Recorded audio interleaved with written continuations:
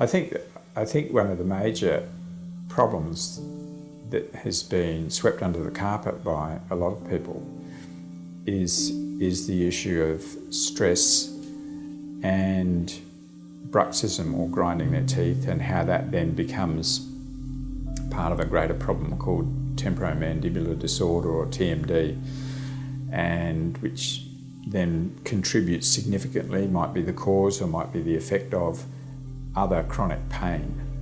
And that pain doesn't necessarily have to be in the head, it could be somewhere else in the body. So the trigger for TMD could be chronic back pain, somebody sitting poorly at work, something like that. So posture and all these other things that are seen as secondary are really important. So the CBD, most of those are younger people.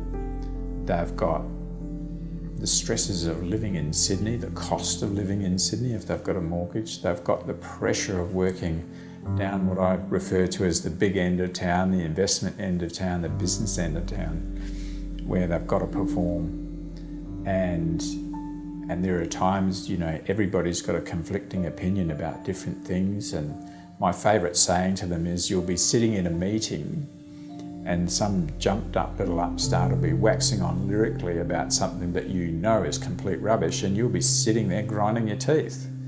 And the number of them that look at me and say, man, how can you read my life so easily?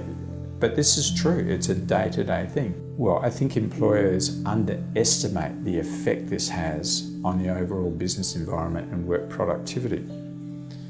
And people are underperforming because they're in chronic pain, or they're just not performing well because they're in chronic pain due to head and neck pain, which some doctors put down as migraine. Migraine might be triggered by TMD pain.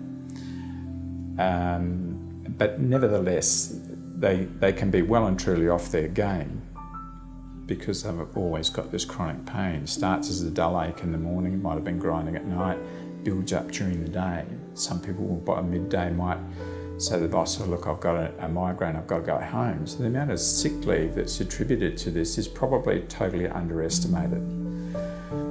So that is a really important aspect of dental care, is to pick this up and then refer that patient to the appropriate specialist in pain management, which in the case of dentistry is usually the prosthodontist. Not necessarily so, and then the prosthodontist has got to work out, okay, what other people in what other areas of medicine in general, whether it's physiotherapy or they need a neurologist or whatever, is required to help that patient through that pain.